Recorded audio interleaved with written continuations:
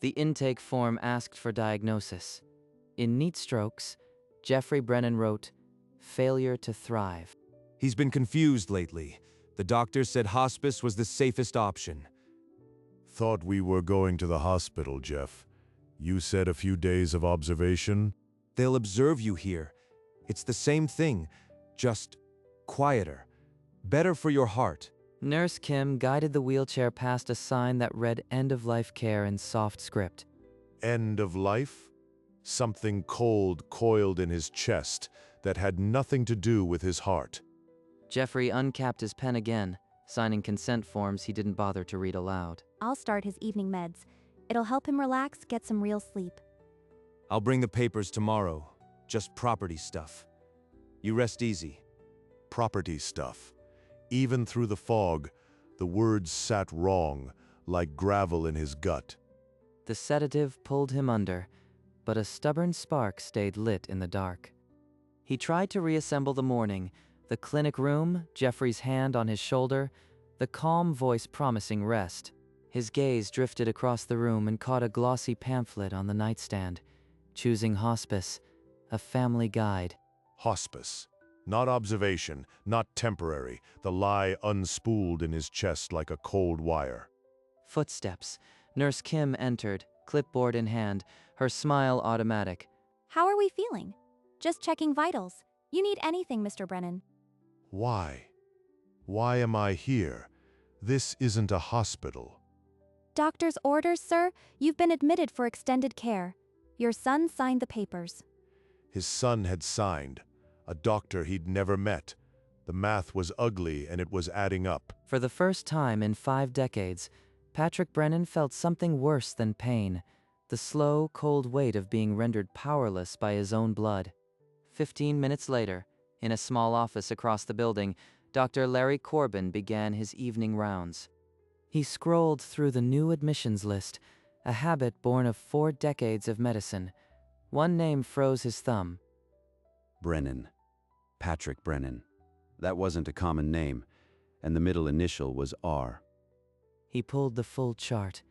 Date of birth, place of birth, Columbus, Ohio, and under personal effects, 1 Marine Corps ring. Couldn't be but the ring. He'd last seen that ring on a man gripping his forearm in a jungle in '69. He forced his attention back to the chart. Then he saw the orders, lorazepam, diazepam, both approved that morning. Who signed off on this? You don't give 2 CNS depressants to a cardiac patient without a very specific reason. The consent form listed Jeffrey Brennan as responsible party. No next of kin objections noted. The drugs would keep a man foggy enough to sign anything, or too weak to refuse. He'd seen this before. Larry closed the file, slipped it under his arm, and strode toward room 214. Whoever this Patrick Brennan was, he wasn't going to be silenced. The door to room 214 hissed open. Patrick's half-lidded eyes registered a figure in the doorway, not the nurse, but a tall man in a white coat. Another stranger. Another clipboard. But the way he stood, that wasn't a clipboard stance. That was a parade rest posture. Da Nang, 1969. You took shrapnel in the femur. I wrapped your leg in a poncho liner and prayed we wouldn't get overrun. The words cut through decades of noise. For a heartbeat, the room was jungle heat, mud, and the smell of cordite. Corbin, Larry Corbin, you carried me 300 yards through mortar fire. And I'd do it again. But right now, you need to hear something. The sedatives your son authorized, they're a dangerous cocktail for a man with your heart. He held out the chart so Patrick could see the 2 red-flagged lines, the signature block below them, Jeffrey Brennan. His own signature. The man he'd raised had signed a prescription for fog and called it care. I'm stopping the meds. You'll be clear-headed by morning, and I'm not leaving this room until we figure out what that boy of yours is really after. 76 years, Larry. And I just learned what I'm worth to my own son. It's less than a signature. I still owe you my life, Patrick. Tell me about the business, the deed, what he's trying to take. Brennan Industries. I built it. Jeffrey's CEO, but I hold the land and shares. He needs my signature on the deed to sell. He's been pressuring me for months, said it was for expansion. I never thought he'd try this. He expects you foggy, so we give him foggy, but underneath, you're sharp as a bayonet. I can do that, my drill sergeant said. I had a talent for playing dead. I'll change your meds to sugar pills. The charts will show whatever I want. He won't suspect a thing. The night passed in low murmurs, two old warriors planning a new kind of ambush. By dawn, Patrick was clear-eyed. He tested his voice, practicing the slurred speech of a man barely present. Remember, when he visits, your eyes stay half shut. Your answers come slow. Let him think he's already won. He'd be the wolf in sheep's clothing, but this time the sheepdog had a Corbman at his back. Larry's pen moved across the medication order sheet. Discontinue lorazepam. Discontinue diazepam. Replace with placebo. Doctor, are you sure? The family was insistent he needed something to calm him. His vitals are stable. I want a clean baseline. We can always add the sedatives back if he becomes agitated. In his room, Patrick swallowed the sugar pills with water. The sweetness was a small, deliberate rebellion. Brought you contraband, real coffee, black as a drill instructor's heart. Semper Fi, brother. You know this is the strangest reunion I've ever had. Just tired, Doc. Got a sign. Papers for the boy. He's a good son. Larry's smile was thin as a razor. He'd seen better acting in a medical school play. It'll do. But remember, when he comes, you're a man who's lost his way. Let him lead the conversation. The wolf was already measuring the distance to his own ambush. Jeffrey would walk into a trap lined with Brotherhood and sugar pills. The room's phone buzzed.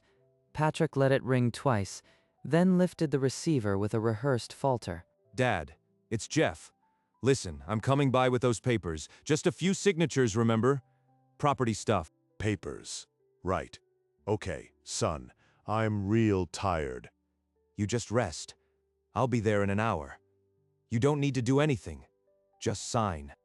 The line went dead. Patrick set the receiver down and let the mask fall away. He's coming, Larry. Deed in hand. He sounded so sure of himself. We need backup. I know a lawyer, Martin Rhodes. He's handled cases like this: elder fraud, coercion. I'll call him now. He owes me a favor from a medical board case.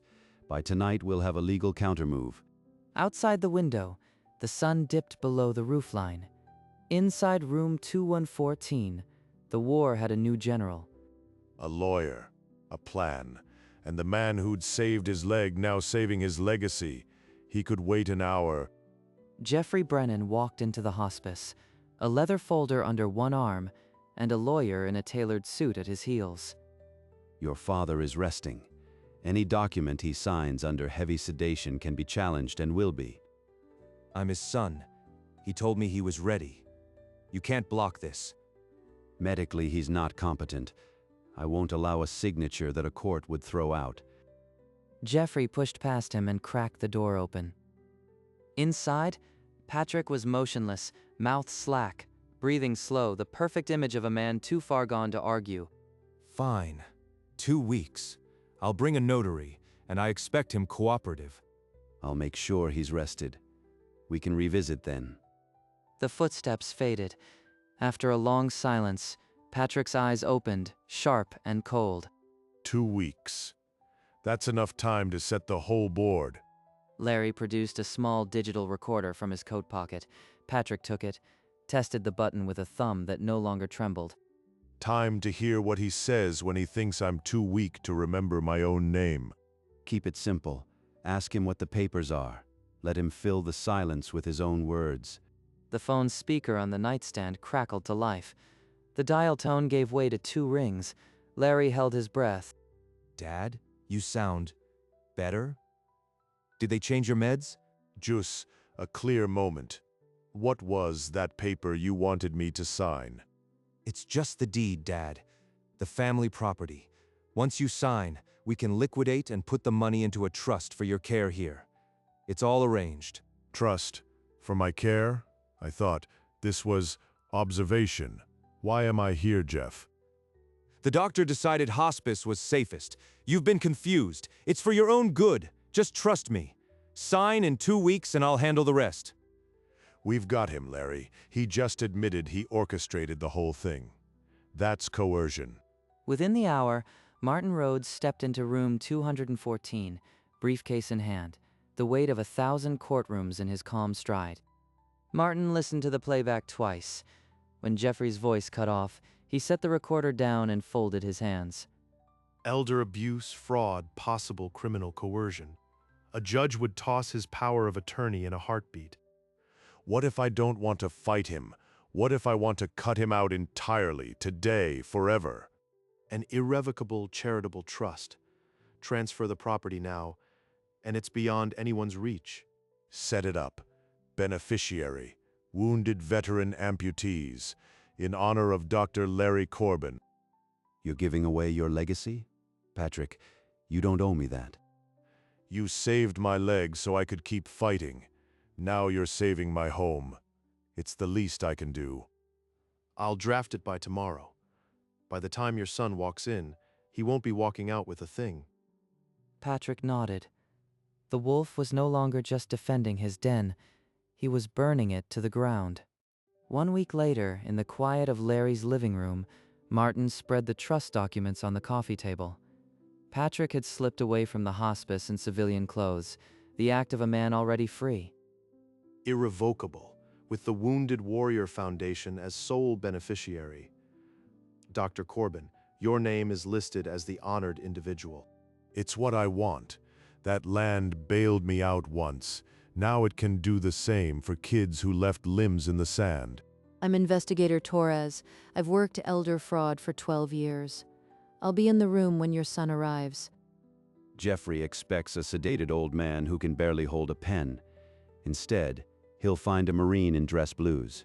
And his name won't be on a single thing I sign. They reviewed the sequence until every move became reflex.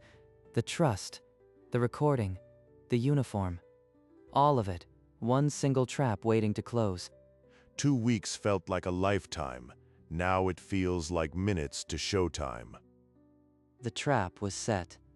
All that remained was for the prey to walk into it, unaware the wolf had already circled behind.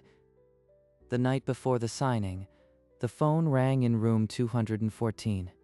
Patrick lifted the receiver with a hand that trembled on purpose. Tomorrow, Dad. Just you and the lawyer. A couple signatures, and I'll take care of everything. You don't need to worry. Okay, son, whatever you say. He set the phone down and let the mask fall. The tremor vanished. He still thinks you're a vegetable. Tomorrow he meets the wolf. He's not going to recognize his own father in dress blues standing tall. Across the back of the door, hanging on a wooden hanger, were the Marine Corps dress blues, medals catching the dim light. Your brothers would be proud, the ones who didn't make it home. This is for them too. That's the only reason I'm doing it. For every Marine who came back with less than he left with. They sat in the quiet, two old warriors, the weight of tomorrow settling on their shoulders like a familiar rucksack. Morning came hard and bright. Patrick was already on the floor, doing 40 push-ups against the cold tile, counting like a recruit. He stood, stretched the stiffness from his joints, and looked out the window at the dawn. His eyes were clear. Brought you coffee and a garment bag. The uniform's pressed. You ready to become a Marine again? Never stopped being one. Let's get this over with. He pulled the dress blues from the hanger. The fabric smelled faintly of cedar, and the gold buttons caught the light. His hands, steady now, fastened each button with the practiced motion of a man who had done this 1,000 times. The medals clinked softly, a purple heart, a bronze star, reminders of a war he'd left, but never left behind. This is for my brothers, the ones who never got to wear this home. He straightened his tie in the mirror, and for the first time in weeks, the reflection didn't look like a patient. It looked like a soldier. Larry nodded, his silence saying everything. The wolf stood ready. They slipped out the side exit of the hospice. past the vacant nurse's station, into a morning that smelled of cut grass and new steaks. Martin and Torres waited beside a black sedan, the trunk open for a garment bag that now hung empty in room 214. I'll enter with you. Once he incriminates himself, I'll step in. Martin, you have the trust? Signed and notarized. Patrick, when you walk into that room, he's already lost. They climbed into the sedan. The engine turned over with a low rumble, and the silence of old warriors settled over the leather seats. Patrick's thumb traced the edge of his Purple Heart ribbon, a tick from another lifetime. The city blurred past the window. No one spoke. The only sound was the hum of the tires and the steady breath of three men who'd waited for this moment. Brennan Industries rose up from the business park, all glass and ambition. Patrick drew a long breath, the kind he'd taken before stepping off a chopper into a hot LZ. Showtime, Marine. The revolving door swept them into a lobby of marble and silence. Workers in cubicles paused, coffee halfway to lips. The receptionist's hand moved toward the phone.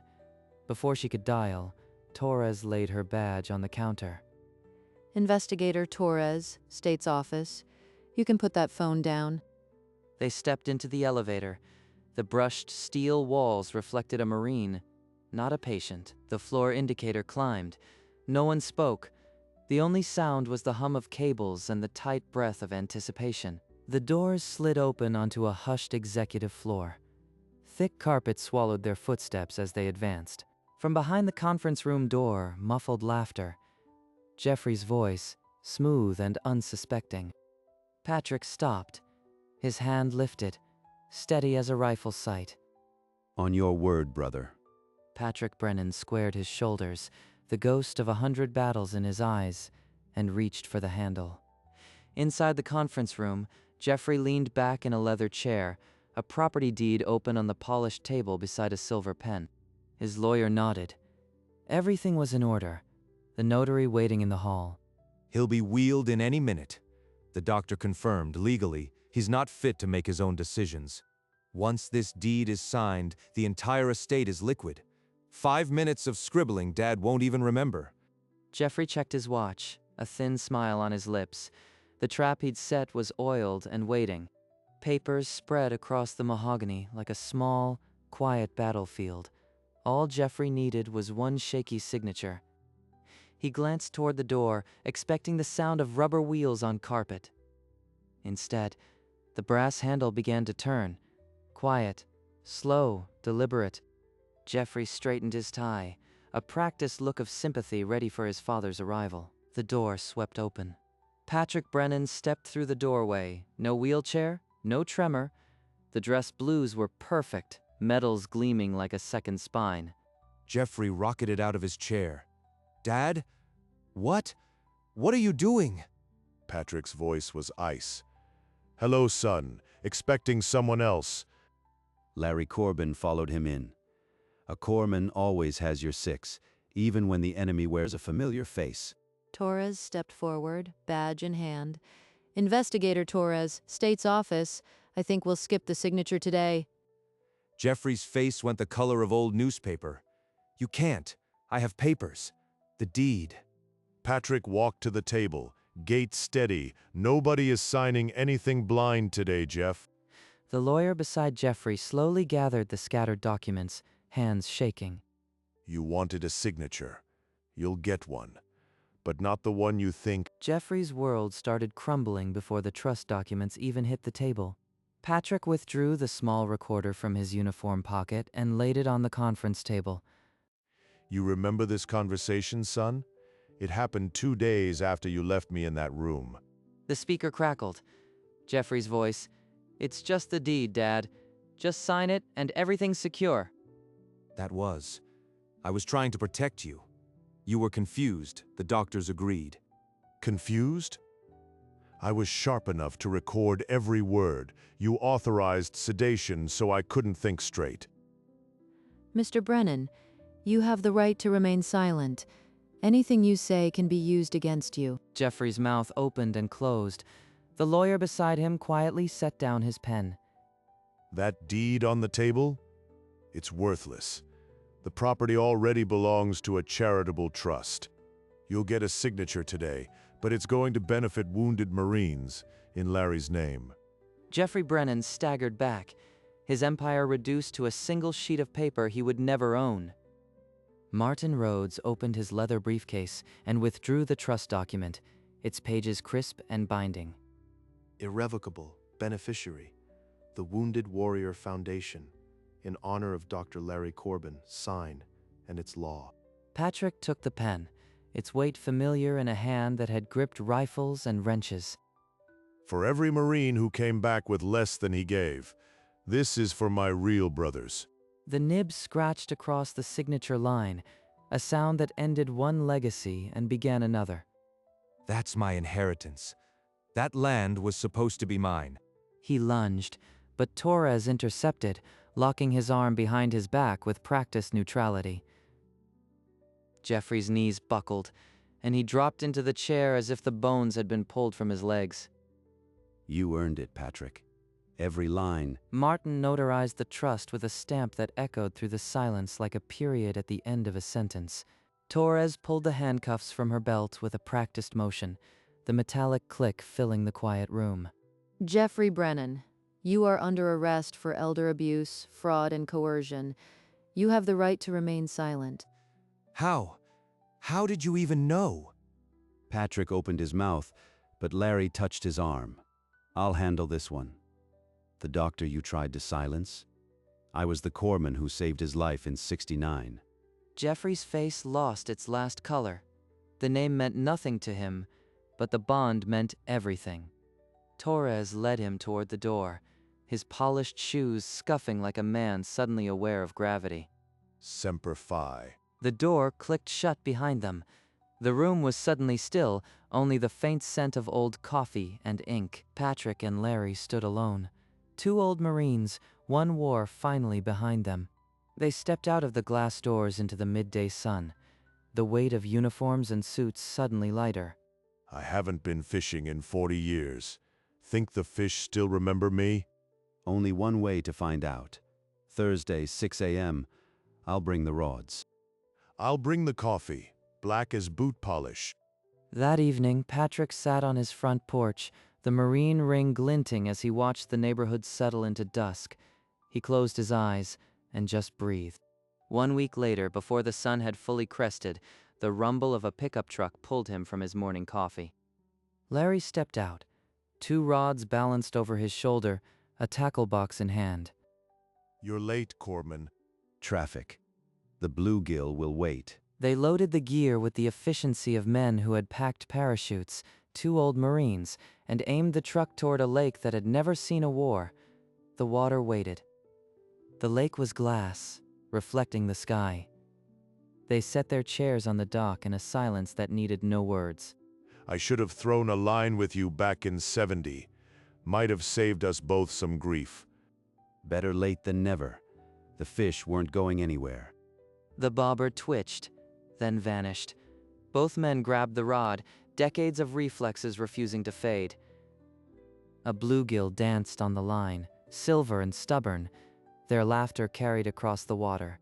The sun melted orange and pink behind the trees, silhouettes of 2 old Marines against the light. They settled back, lines in the water, a cooler of sandwiches between them. No talk of deeds, no talk of betrayal. For the first time in decades, the only thing they had to watch was the gentle pull of a line. The war was over, the brotherhood still whole. 2 old warriors side by side, under a sky that asked nothing more.